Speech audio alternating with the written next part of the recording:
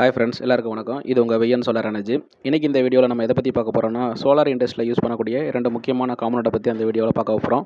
வாங்க வீடியோக்குள்ளே போகலாம். சோலார் சம்மந்தப்பட்ட செய்திகளை பெற நம்ம சேனலை மறக்காமல் சப்ஸ்கிரைப் பண்ணுங்கள். பக்கத்தில் உள்ள பெல் ஐக்கன் பட்டனையும் ப்ரெஸ் பண்ணுங்கள். அப்போ தான் நம்ம போடக்கூடிய வீடியோக்களை நீங்கள் தொடர்ந்து பார்க்கலாம்.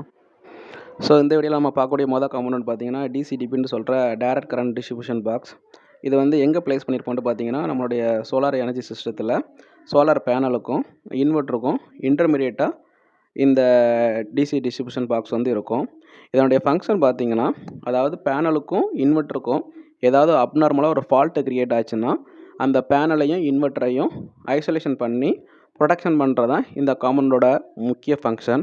நம்ம பார்த்துட்டு இருக்க இந்த டிசிடிபி பார்த்தீங்கன்னா 2 வோல்ட், அதாவது 2 இன்புட் கொடுத்து 2 அவுட்புட் எடுக்கிற மாதிரியான ஒரு காம்பனண்ட். இது பார்த்தீங்கன்னா ஒரு இன்புட்டோட பாசிட்டிவ் சைடு உள்ள ஃபியூஸ் ஹோல்டர். இதுக்குள்ளே பார்த்தீங்கன்னா ஒரு ஃபியூஸ் இருக்கும். இந்த ஃபியூஸ் வந்து பார்த்திங்கன்னா 15 ஆம்ஸ், அதாவது இது வந்து மேக்ஸிமம் 15 ஆம்ஸ் வரை தாங்கும். இதனுடைய வோல்டேஜ் ரேட்டிங் பார்த்திங்கன்னா 1000 வோல்ட் டிசி, அதாவது 1000 வோல்ட் டிசி வரை இந்த ஃபியூஸால் நம்ம கேப்பபிள் பண்ணி நிற்க முடியும்.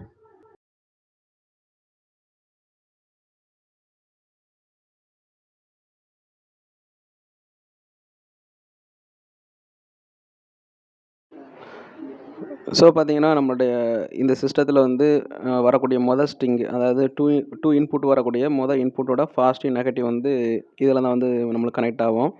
இங்கேருந்து பார்த்திங்கன்னா அது டேரெக்டாக வந்து 2 இடத்துக்கு போவோம். ஒன்று பார்த்திங்கன்னா எஸ்பிடிக்கு போவோம், அடுத்து வந்து கீழே உள்ள எம்சிபிக்கு போவோம். ஸோ இதை பார்த்திங்கன்னா நம்ம எஸ்பிடின்னு சொல்லுவோம், சர்ச் ப்ரொடெக்ஷன் டிவைஸ். நம்ம சோலார் பேனலுக்கும் இன்வெர்ட்டருக்கும் இடையில் அப்நார்மலாக வோல்டேஜ் வந்து நம்மளுக்கு க்ரியேட் ஆகும்போது இந்த எஸ்பிடி வந்து ஆக்ட் ஆகி சென்சிட்டிவான மெட்டீரியல் எல்லாமே வந்து சேவ் பண்ணி கொடுக்கும். அதுதான் வந்து இதனுடைய வேலை. மொத்தம் பார்த்திங்கன்னா 3 விதமான எஸ்பிடி இருக்குது. இந்த எஸ்பிடிக்கு அப்படியே பேரலாக பார்த்திங்கன்னா நம்மளுக்கு வந்து ஒரு 4 போல் எம்சிபி இருக்கும். இந்த எம்சிபியில் பார்த்திங்கன்னா வரக்கூடிய பாசிட்டிவும் நெகட்டிவும் வந்து 2 வந்து நம்மளுக்கு காமன் பண்ணியிருப்பாங்க. ஃபார் எக்ஸாம்பிள் வந்து 1லேயும் 2லேயும் உங்களுக்கு பார்த்திங்கன்னா பாசிட்டிவ் இருக்க மாதிரியும், 6லேயும் 8லேயும் பார்த்திங்கன்னா உங்களுக்கு நெகட்டிவ் இருக்க மாதிரியும் காமன் பண்ணி கொடுத்துருப்பாங்க. பாடத்தில் பார்த்திங்கன்னா நம்மளுக்கு 2 இன்புட்டோட மார்க்கிங்கும் 2 அவுட்புட்டோட மார்க்கிங் இருக்கும். எது வந்து இன்புட்டாக வருது, எது வந்து அவுட்புட்டுங்க, அந்த மார்க்கிங் வந்து நம்மளுக்கு பாடத்தில் வந்து இருக்கும்.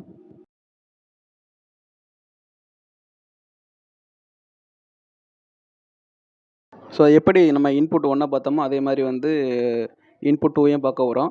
சேம் அதே மாதிரி தான் நம்மளுக்கு வந்து 2வது ஸ்ட்ரிங்லேருந்து வரக்கூடிய பாசிட்டிவ் நெகட்டிவ் வந்து இந்த ஃபியூஸ் ஹோல்டர் நெகட்டிவ் டெர்மினல் மூலமாக உள்ளே வந்து அதே காமனாக போகக்கூடிய எஸ்பிடிக்கும் நம்மளுடைய 4 போல் எம்சிபிக்கும் போவோம். இதில் என்ன பண்ணியிருப்பாங்கன்னா 2 எஸ்பிடியுமே வந்து அதனோட எர்த்திங் பாயிண்ட்டை வந்து எடுத்து டேரெக்டாக வந்து இங்கே கீழே வந்து நம்ம கொடுத்துருப்பாங்க. அதாவது எப்போ வந்து சிஸ்டம் வந்து அப்நார்மலாக ஒரு வோல்டேஜ் வந்து ஜென்ரேட் பண்ணுறதோ இந்த எஸ்பிடி ஆக்ட் ஆகி இந்த எர்த்திங் பாயிண்ட் வழியாக நம்மளுக்கு வந்து சர்ஜை வந்து அரெஸ்ட் பண்ணுற மாதிரி நம்ம கொடுத்துருப்போம். இது பார்த்திங்கன்னா இது வந்து ஒரு அனலாக் டைப் டிசிடிபி தான். இதில் அப்கிரேடேஷன் வெர்ஷனில் பார்த்திங்கன்னா உங்களுக்கு வந்து இண்டிகேஷன் டைப் ப்ளஸ் வந்து எல்சிடி டைப், அதாவது வந்து உங்களுக்கு டிஸ்பிளே வந்து வோல்டேஜ் ஆம்ஸு ஷோகிற மாதிரிலாம் வந்து இருக்குது. டிபெண்ட்ஸ் வந்து நம்ம செலக்ட் பண்ணக்கூடிய டிசிடிபியை பொறுத்து இருக்குது. அதாவது காஸ்ட் வைஸாக வந்து நம்மளுக்கு எது சூஸ் ப்ளஸ் வந்து நம்ம சிஸ்டத்துக்கு வந்து எந்த இது போட்டால் நம்மளுக்கு வந்து யூஸாக இருக்கும்.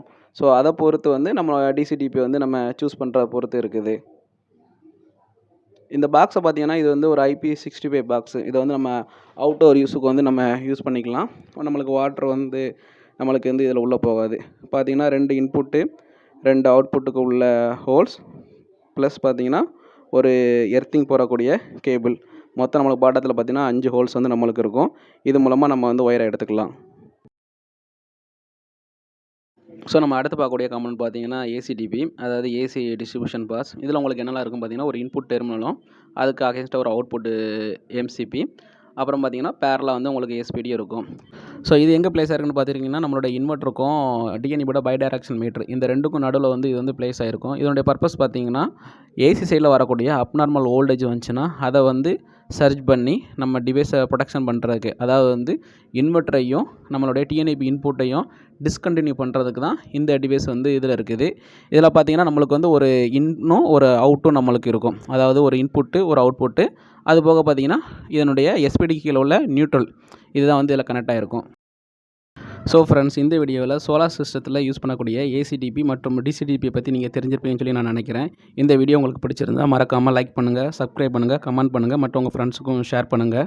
ஸோ உங்களோட மோட்டிவேஷன் தான் வந்து எங்களை வந்து அடுத்த கட்ட லெவலுக்கு கொண்டு போவோம். இன்னும் அதிகமாக வந்து சோலார் சம்மந்தப்பட்ட தகவல்களை இந்த சேனலில் பதிவிடுறதுக்கு எங்களுக்கு ஒரு உத்வேகமாக இருக்கும்.